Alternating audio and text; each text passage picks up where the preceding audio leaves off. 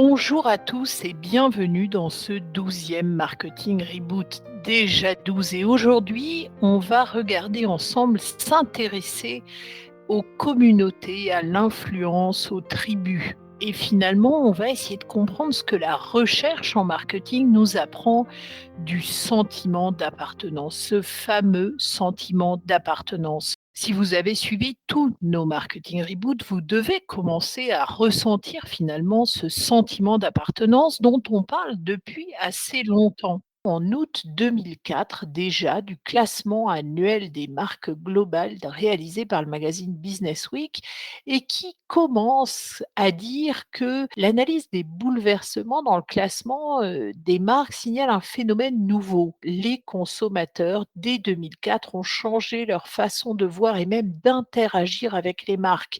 Ils restent acheteurs de produits, mais grâce au pouvoir d'Internet, et oui, on parlait de pouvoir d'Internet en 2004, une sorte de chose magique et mystérieuse que nous étudions depuis dans la recherche académique, le pouvoir d'interagir et des causes de changements culturels et démographiques. Donc de plus en plus de consommateurs forment des communautés autour de leurs marques favorites. Générer ce sentiment d'appartenance, c'est finalement ce que les marketeurs disent rechercher en 2004. Et qu'en est-il aujourd'hui? C'est ce que nous allons analyser dans ce reboot. Et en premier lieu, on va s'intéresser à ce qu'est une communauté de marques. Grégoire, raconte-nous et explique-nous ce concept. Alors, une communauté de marques, Isolis, c'est une communauté spécialisée, non géographiquement liée, c'est un élément important, et qui repose sur un ensemble structuré de relations sociales entre admirateurs d'une marque. Cette définition, elle fête ses 20 ans en 2021 et on la doit à Muniz et Hoggin, qui sont les co-auteurs d'un fameux article Brand Community dans une grande revue scientifique JCR, Journal of Consumer Research.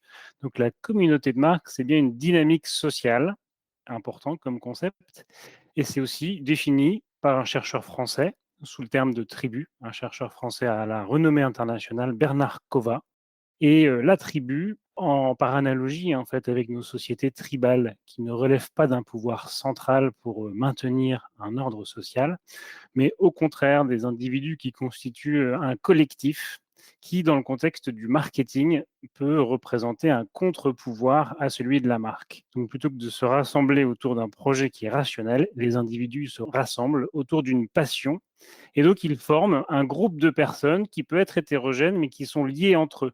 Pour Bernard Kova, justement, la communauté, tout l'enjeu est de créer une valeur de lien plutôt qu'une valeur de bien. C'est toute la philosophie de la communauté. Alors, il y a 3 caractéristiques qui sont mentionnées par Muniz et Hoggin pour définir une communauté de marque. La première caractéristique, c'est qu'une communauté, elle est basée sur l'interaction. C'est-à-dire qu'il existe dans une communauté de marque un noyau dur de membres qui interagissent entre eux, qui échangent des opinions, des idées et qui peuvent parfois finir par se connaître. La deuxième caractéristique clé, c'est qu'une communauté de marque, elle donne une identité et surtout une conscience d'y appartenir quand on est membre de cette communauté.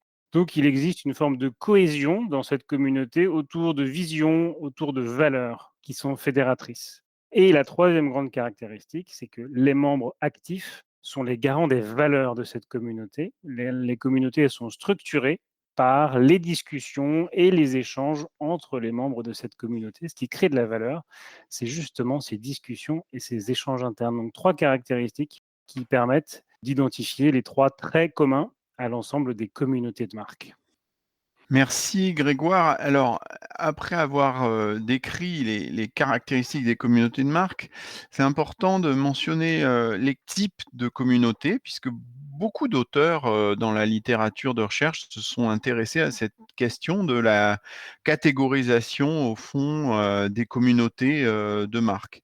Alors, on ne va pas les passer toutes en revue, mais c'est important de savoir qu'elles existent. Il y a une très bonne thèse de doctorat de Sana El-Mouldi qui a été consacrée justement à ces catégorisations de communautés. On peut citer par exemple Armstrong et Hagel qui, en 96, distinguent les communautés relationnelles des communautés d'intérêt, de transaction ou de fantaisie. Par exemple, World of Warcraft, c'est une communauté dite de fantaisie. eBay, ça serait plutôt une communauté de transaction. Et puis, alors Guillou va distinguer, lui, plutôt les communautés B2B, C2C ou B2C. Évidemment, les B2C, elles sont créées par des entreprises afin de se rapprocher de leurs clients avec la question qu'on abordait à l'instant, qui est de savoir, souvent, ces communautés, elles se font parfois en réaction contre la marque, contre le pouvoir de la marque. Alors, qu'est-ce que ça veut dire quand une communauté, elle tente d'être créée activement, finalement, comme une stratégie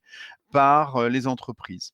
Voilà, donc on le voit, beaucoup de catégorisation de communautés. On aurait aussi pu citer les communautés de support, de relations, d'intérêt, où effectivement les individus partagent leur intérêt à une chose en commun. Donc, de nombreuses catégories de communautés et puis également une étude importante, une étude qui va marquer la recherche sur les communautés de marque, l'étude ethnographique qui est faite via une immersion complète au sein de la communauté des motards possesseurs de Harley-Davidson. Et cette étude, elle est particulièrement intéressante parce qu'elle va définir un concept clé qui est celui de la sous-culture de consommation. Alors, c'est quoi la sous-culture de consommation? C'est un sous-groupe distinctif de la société qui s'auto-choisit sur la base d'un engagement partagé pour une catégorie de produits, pour une marque ou une activité. Et en général, ce groupe, il se caractérise par trois choses: une structure hiérarchique, donc une forte homogénéité entre les membres au sein des différents sous-groupes et une hiérarchie intra- et extra-groupe. Un ethos, donc les membres de la communauté entrent en résonance avec la culture de la marque. Et puis une notion de transformation de soi. C'est-à-dire qu'intégrer une communauté, ça implique de se transformer pour se fondre finalement dans le groupe. Et donc tout ça, c'est cet article assez passionnant de Schouten et Mark Alexander en 95 sur les sous-cultures de la consommation. Et puis, une autre étude qui va marquer la recherche, c'est celle qui concerne le cas de Jeep. Alors Jeep, c'est une marque automobile très présente aux États-Unis. Et donc là, le sujet de cette analyse, toujours par Mac Alexander et Schouten et Koenig cette fois-ci, va s'intéresser à finalement comment est-ce que une marque peut construire une communauté. Alors, pour eux, pour les auteurs, il y a 3 composantes. D'abord, il faut créer un contexte et des expériences, parce que développer le sentiment d'appartenance, lever les craintes des nouveaux qui accèdent à la communauté, ça nécessite qu'on crée un contexte où les différents membres peuvent se rencontrer. Deuxièmement, il s'agit de faciliter les interactions avec le personnel de la marque. Donc, on ne peut pas construire une communauté de marque, en tout cas chez Jeep, sans avoir un contact humain, une relation client humaine qui implique les individus. Donc, il y a des focus group, il y a des conseils d'utilisation, d'entretien, etc. Troisièmement, on va inviter les participants à rassembler au-delà d'eux-mêmes, au-delà de se rassembler eux-mêmes, on va les inviter à rassembler leurs amis, leurs familles, leurs proches pour partager l'enthousiasme en fait de la participation à cette communauté et du coup ils deviennent un peu des évangélistes, hein, le terme est parfois pas trop fort, de la marque. Donc ça, c'est les 3 critères clés qui permettent à une marque de construire une communauté. Alors, s'il y a un intérêt aussi prégnant aujourd'hui pour la communauté de marque ou le marketing tribal de manière plus générale, c'est parce qu'il existe en effet des bénéfices qui sont bien étudiés par la recherche en marketing à construire une communauté de marque. Alors, les membres d'une communauté qui sont actifs, on dit qu'ils sont émotionnellement investi dans le succès de la marque et donc il souhaite participer activement à son succès. Dans les bénéfices qui ont été démontrés, les bénéfices d'une communauté de marque, il y a d'abord l'idée que grâce à une communauté de marque, une entreprise est en capacité de collecter du feedback à grande échelle de la part de ses utilisateurs ou de ses clients qui proposent des modifications, des améliorations ou parfois même des usages détournés de l'utilisation de produits ou de services. C'est le premier bénéfice clé, c'est une valeur de feedback de la part de la communauté. Deuxième bénéfice clé, c'est que les membres d'une communauté, ils sont plus enclins à être dans une relation de long terme, donc à prolonger cette relation. D'ailleurs, on a des parallèles qui sont évidents entre la recherche en matière de fidélisation client et la recherche en communauté de marque. En effet, la valeur de lien dont on parlait à l'instant est quelque chose d'essentiel dans ce qui constitue une communauté. Et des clients qui seraient membres d'une communauté sont donc plus tolérants face à un échec de service ou étant membre d'une communauté donc très attachée à une marque, eh ben, je pourrais finalement la préférer bien que j'ai une alternative qui a priori est supérieure auprès d'une marque concurrente. Ça, c'est le deuxième bénéfice clé, c'est le long terme et c'est la relation. Le troisième et dernier bénéfice clé, c'est que les membres actifs d'une communauté, eh ben, ils constituent des relais naturels de la communication de l'entreprise. Les membres de cette communauté deviennent dans le temps des ambassadeurs de produits, de services, d'événements, bref, des prises de parole de la marque lorsque l'expérience proposée, elle permet de se familiariser avec les produits ou les services qui sont proposés. Donc, trois bénéfices clés qui, en effet, contribuent à l'essor de ce concept de communauté de marque. De manière assez concrète et dans un article beaucoup plus récent, Bernard Kova, qu'on évoquait tout à l'heure, en 2019, nous donne un exemple très tangible de ce que constitue une communauté de marque avec une étude de cas française, qui est l'étude de cas de l'assurance mutuelle des motards. Décidément, on est dans le monde de la mobilité avec ce sujet des communautés de marque. Et la question de Bernard Kova est intéressante. Que se passe-t-il lorsqu'une nouvelle cible de clients ayant des attentes qui sont peut-être plus fonctionnelles rejoint une communauté de clients et d'employés qui appartiennent à une même tribu, donc à une même communauté? Pourquoi l'assurance mutuelle des motards? C'est une entreprise qui est caractérisée par une culture mutualiste et motarde qui est très ancrée et qui fait face à un nouveau segment de clientèle, celle des scooteristes, qui sont donc perçus comme extérieurs à la tribu. Et donc, c'est une remise en cause du schéma relationnel. Alors, qu'est-ce qui se passe quand une nouvelle clientèle de scooteristes souhaite rejoindre la tribu? Eh bien, on s'aperçoit que dans le domaine de la relation de service, il y a 4 types de modulation possible de la part des vendeurs. On observe qu'en effet, il y a des vendeurs pour lesquels les scooteristes sont légitimes en tant que clients. Dans ce cas-là, il s'agit d'une égalité de traitement, c'est ce qu'on appelle de la préservation.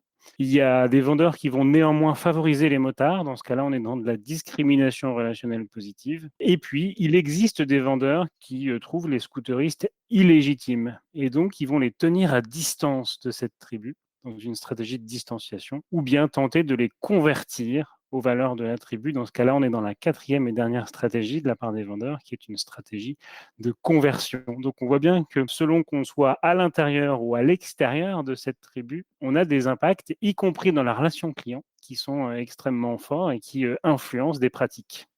Mais tout à fait, la vie de scooteriste n'est pas toujours facile, Greg, je crois qu'on peut en convenir. Alors, finalement, aux racines, des communautés, il y a l'influence. Orwell disait dans La ferme des animaux: «Tout le monde est égaux, mais il y en a qui sont plus égaux que d'autres», hein. C'est un peu pareil, hein, quand même, quand on parle de communauté. Mais au-delà d'être connectés entre nous ou entre individus, au sein d'une communauté, certains individus sont plus connectés que d'autres et c'est, ici le concept d'influence qui va prendre tout son sens.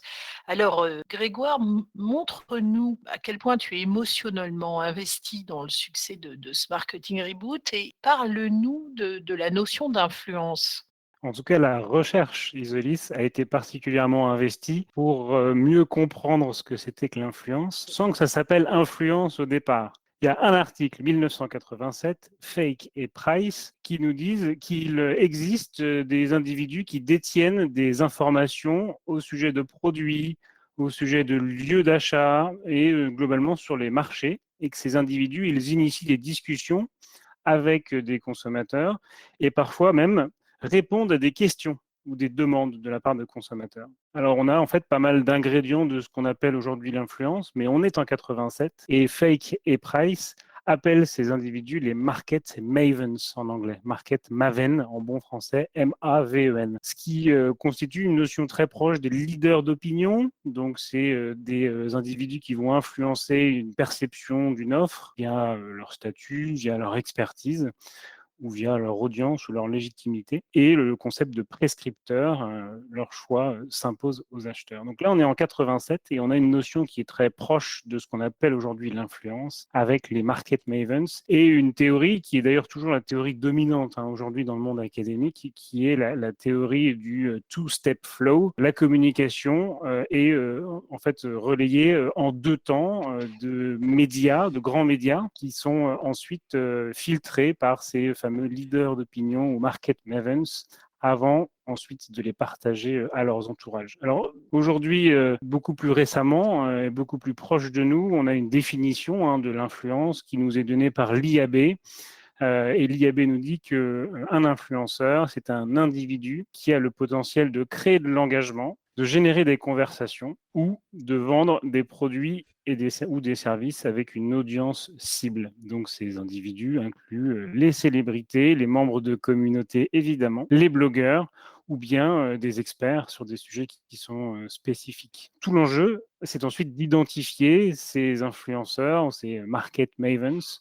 et de le faire à grande échelle, par exemple en utilisant des données issues des réseaux sociaux. C'est cette idée de finalement crédibilité de l'influenceur, quel type d'influenceur choisir en fonction d'objectifs marketing. Il y a un article qui est très récent, 2021, qui nous propose une méthodologie qui d'ailleurs est en libre accès, en open source, pour identifier des influenceurs dans un réseau. Et cet article, il est intéressant et on le mentionne parce qu'en fait, il va finalement à contre-courant de ce qu'on pourrait penser au premier abord sur ce qui définit un influenceur. On pourrait se dire un influenceur, c'est quelqu'un qui se définit par un nombre de followers très important, un ratio de likes qui est plutôt favorable, beaucoup de commentaires, des shares, des partages par rapport au nombre de followers, etc. Et cette méthodologie open source qu'il propose il y a quelques mois, on nous dit qu'un influenceur se distingue en fait par 4 caractéristiques. En effet, la taille de son réseau et surtout une fréquence plus élevée de posts, des posts sociaux qui sont plus élaborés avec plus de caractères et en particulier sur Twitter, une utilisation plus intensive des hashtags au sein de chaque post. Donc cette méthodologie est souvent qualifiée de white box depuis quelques mois, en contraste de méthodologie black box qui finalement viserait à définir des influenceurs de manière un peu opaque. Celle-là, elle mérite d'être transparente et c'est pour ça qu'on l'a soulignée. Alors merci Grégoire. Au-delà de la transparence, il y a un critère clé qui s'impose, c'est celui de la congruence entre l'influenceur et les valeurs et les produits de la marque. Cette congruence, c'est fondamental parce que finalement, quand une marque va énoncer de façon transparente qu'un influenceur travaille avec elle, eh bien, c'est assimilé, cette annonce, à une tentative de persuasion publicitaire, ce qui va impacter négativement l'attitude à l'égard du contenu, à l'égard de l'intention d'achat et à l'égard même du bouche à oreille. Ça, c'est le résultat de recherches récentes qui prouvent vraiment que annoncer un influenceur, immédiatement, c'est finalement assimilé à quelque chose d'assez négatif parce que c'est une tentative de persuasion. Et comment est-ce qu'on va finalement contrer ça?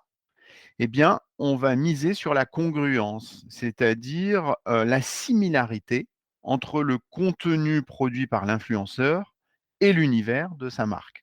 On a tous en tête des commentaires un peu décalés finalement d'un influenceur envers une marque. Et pourquoi ça nous titille? Parce que la congruence, elle n'est pas évidente, elle est insuffisante et finalement, ça peut se retourner contre la marque qui a du coup travaillé avec cet influenceur. Une autre question très importante, c'est celle du choix des influenceurs. Est-ce qu'on souhaite en tant que marque des micros ou des macro-influenceurs? C'est une question peut-être pratique, mais c'est une question stratégique très importante, puisque on va trouver certains influenceurs dits macro qui vont avoir plus d'1 million peut-être de followers, et puis on va avoir de l'autre côté des micro-influenceurs qui ont peut-être chacun moins de 10 000 followers. Alors, qu'est-ce qu'on privilégie? Est-ce qu'on veut avoir un très gros influenceur ou plusieurs plus petits? La recherche, elle nous dit au départ de privilégier plutôt les hubs, c'est-à-dire les utilisateurs qui ont le plus de connexions. Mais bien entendu, les plus petits influenceurs, ils ont des taux d'engagement qui sont plus importants souvent que les macro-influenceurs. Et donc, il y a un optimum qu'il faut aller chercher. On va considérer en général 3 facteurs pour constituer son réseau d'influenceurs. D'abord, le scope qu'on souhaite avoir. Est-ce que c'est un scope national ou international, ou bien plutôt régional ou local? Auquel cas, bien entendu, les plus petits influenceurs font beaucoup de sens. Est-ce qu'il y a de l'overlap entre les audiences des influenceurs? Ça, c'est fondamental. C'est pas forcément judicieux, bien entendu, d'ajouter, d'empiler le nombre d'influenceurs sur une audience qui serait trop proche. Et puis enfin, les coûts de gestion, c'est évidemment un critère fondamental pour constituer son réseau. Les coûts de gestion d'avoir plusieurs influenceurs, c'est-à-dire le coût de briefing, de gestion, et puis, les plus gros influenceurs, eux, ils ont des managers qui vont faciliter les interactions. Donc, on va devoir prendre en compte finalement de nombreux facteurs, et ces trois-là en particulier, pour constituer un réseau d'influence qui fonctionne bien pour la marque. Tout à fait, Thibaut, merci beaucoup. Et finalement, de tout ce que vous dites là, on peut se demander si à l'heure des réseaux sociaux, on peut encore parler de communauté de marque ou bien est-ce que cette idée est révolue? Grégoire, une analyse peut-être? Alors, est-ce que la communauté de marque est révolue? En effet, on a évidemment tendance à associer ces 2 phénomènes. D'un côté, la communauté de marque, l'influence, et de l'autre, l'essor des réseaux sociaux. Alors, premier élément de réponse, toujours fourni par Bernard Covin, hein, qui étudie ce concept depuis plus de 20 ans. Il nous dit: «On ne gère pas les tribus, on gère avec les tribus», ce qui est très différent. Et il s'est intéressé à une étude de cas qui d'ailleurs a été publiée, hein, qui est la plateforme de marque My Nutella de Community. Et il nous dit, ben, il y a effectivement des secteurs d'activité dans lesquels il n'existe pas de communauté, et la grande consommation, les marques de grande consommation en font partie. Ce sont des secteurs qui sont moins impliquants. Et donc, les clients de ces marques-là seraient moins unis, moins conscients d'appartenir à un groupe distinct, avec beaucoup moins d'interactions entre eux. Donc, on est très loin des exemples Harley-Davidson ou Jeep que Thibaut, tu nous donnais au départ. Alors, ce qui est intéressant, c'est que les prises de parole de Ferrero et de Nutella, hein, donc les publicités, créent des valeurs, des symboliques de marque, mais les individus, par leur expérience quotidienne de consommation, ils viennent sur la plateforme My Nutella, hein, concrétiser ces valeurs et cette symbolique. La plateforme My Nutella, elle permet de partager des souvenirs avec la marque, des idées, des photos, et donc elle permet finalement aux consommateurs de cette marque de reprendre une forme de pouvoir dans la relation, et donc de redéfinir le sens de la marque avec leurs propres interactions et leur propre expérience. On a là donc un cas d'école qui est assez intéressant, dans lequel il n'existe pas de communauté de marque ou de sentiment d'appartenance. En revanche, la marque peut avoir un rôle actif pour contribuer au fait que ses clients, ses consommateurs s'approprient, interprètent les valeurs qui sont ensuite diffusées dans la promesse relationnelle ou dans la publicité. Alors merci Grégoire. Il y a effectivement un certain nombre de critiques qui sont formulées à l'encontre de cette idée de communauté de marque, et notamment de cette étude dont je vous parlais tout à l'heure qui concernait la communauté Harley-Davidson. Et cette critique, elle vient de qui? Ce ne sera pas une surprise pour vous. Notre fidèle Byron Sharp de l'université d'Adélaïde en Australie. Byron Sharp va s'intéresser à cette population de la prétendue communauté des motards de Harley-Davidson.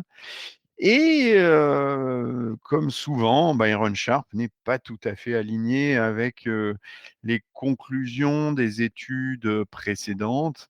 Il va montrer que le cluster le plus important ne ressent pas de satisfaction psychologique particulière à faire de la moto. Donc, leur moto, pour ces 40% de clients Harley-Davidson, est le plus souvent garé et qui ne connaissent pas d'autres propriétaires de motos. Et ce segment, il représente plus ou moins 50% du chiffre d'affaires de Harley-Davidson. Donc, au fond, Byron Sharp questionne le fait que les fans soient le segment le plus rentable.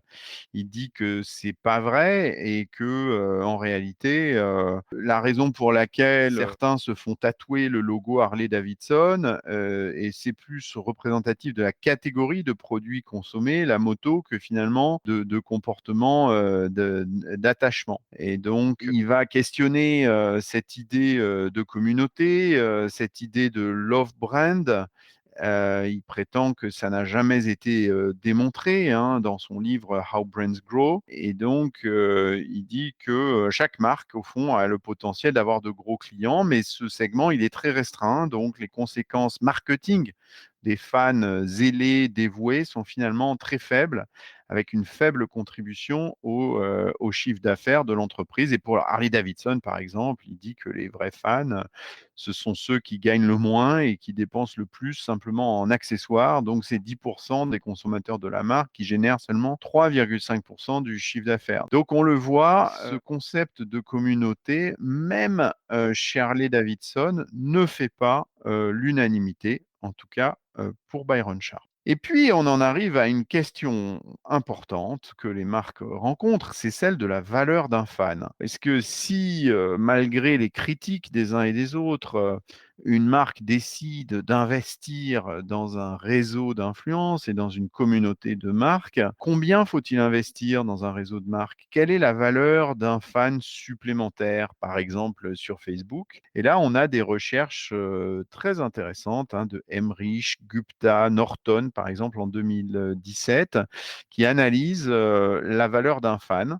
Et quand on regarde finalement la causalité, c'est-à-dire est-ce que le fait de suivre la page d'une marque sur Facebook a un impact direct sur l'attitude ou sur les achats, eh bien, on est assez déçu. Il y a très très peu d'impact visible. L'effet positif, il vient en revanche de ceux qui postent du contenu. Donc c'est ça, je crois, l'idée clé de cette recherche, c'est que ce qui compte, c'est pas d'avoir des fans, c'est d'avoir des individus qui contribuent. Et quand certains contribuent, en revanche, il faut les inciter à contribuer et leur faciliter la vie, et l'entrée dans la communauté, faire savoir que la communauté existe, mais jamais, jamais oublier que ce qui compte, c'est l'engagement, l'implication, le comportement actif des membres de la communauté, absolument pas le fait qu'ils soient à un moment, parce qu'ils ont cliqué une fois, finalement assimilés à des membres de la communauté, qui restent donc un peu indéfinissables. La meilleure définition, c'est sans doute l'engagement. Et il existe une deuxième recherche qui interroge sur l'utilité, éventuellement le retour sur investissement de la présence sociale des marques, c'est-à-dire de la présence des marques sur les réseaux sociaux. On est en 2016 et j'évoquais en introduction, Isolis, quand tu me posais la question de comment la communauté de marques se définit, j'évoquais un article de 2001, Journal of Consumer Research, qui s'intitule Brand Community. On a dans la même revue scientifique, Journal of Consumer Research, 15 ans plus tard, un article dont le titre est Brand Public. Alors cet article, 15 ans plus tard, il nous suggère que autour d'une marque, en particulier sur les réseaux sociaux, il ne se constitue pas du tout de communauté, mais il se constitue des audiences ou des publics, exactement comme un public se forme lorsqu'on va au théâtre, au cinéma ou comme une audience, par exemple, d'une publication de presse. C'est-à-dire qu'on se rassemble autour d'un objet qui ici est la marque et ensuite on se dissout. Et il n'existe pas tellement, voire pas du tout, de sentiment d'appartenance ou d'identification à une communauté de marque. Le mode de participation qui a été ici étudié, c'est l'ensemble des prises de parole concernant la marque Louis Vuitton sur Twitter en Italie. Et les résultats sont assez éloquents. En effet, dans une communauté de marque, on pourrait s'attendre à ce qu'il y ait de l'interaction active entre les membres. Ici, pas du tout. On s'aperçoit qu'il y a une participation, en effet. Les prises de parole autour de la marque Louis Vuitton sont nombreuses, mais elles sont structurées par des affects privés ou collectifs, pas du tout par de l'interaction. Alors, le résultat clé de cette recherche, c'est que les médias sociaux, ils favorisent une culture de consommation qui est plutôt orientée sur l'apparence ou sur la visibilité personnelle plutôt que sur l'identité ou le sentiment d'appartenance. Donc la co-création de valeur, elle est structurée par ces affects privés et sa propre publicité, sa publicité personnelle, plutôt que par une délibération et des valeurs communes. Bref, en effet, il se pourrait que la présence sociale des marques soit en effet assez contre-intuitive par rapport aux ancrages académiques de la notion de communauté de marque autour de ce concept qui est une invitation assez intéressante à plonger dans les réseaux sociaux, ce concept de public, brand public ou audience de marque. Merci infiniment, Grégoire, et pour terminer ce reboot, vous le savez, on fait un let's reboot. Alors, en premier lieu, qu'est-ce qu'on a appris aujourd'hui? Déjà que toutes les marques ne peuvent pas créer de communauté, puisque une communauté, ça suppose une structure hiérarchique entre les membres, mais aussi des interactions et la conscience d'appartenir à la communauté. Il est cependant, possible d'en reprendre les codes, dans le cadre d'une stratégie de branding, bien entendu. Donc, pour tous les directeurs marketing qui nous écoutent, toutes les marques ne peuvent pas être tatouées sur les corps de vos clients, même si évidemment ça peut en faire rêver beaucoup. Ça ne peut pas être un objectif en soi et d'ailleurs on l'a vu, ça n'est pas forcément relié au chiffre d'affaires et à l'impact business.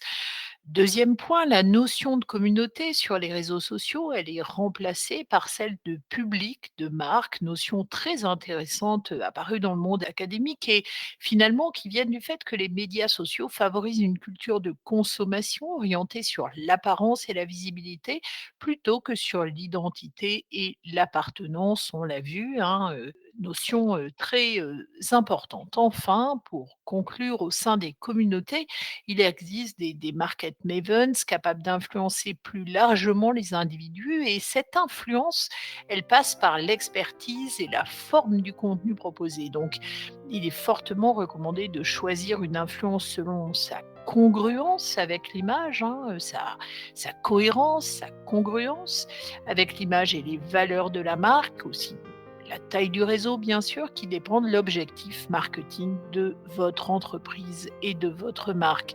Merci Grégoire, merci Thibaut, merci à tous d'avoir suivi ce podcast et ce 12e Marketing Reboot. Vous savez que c'est le 12e et que ce n'est pas le dernier. Donc je vous dis à très bientôt et je vous remercie pour le temps que vous avez partagé avec nous. Merci beaucoup.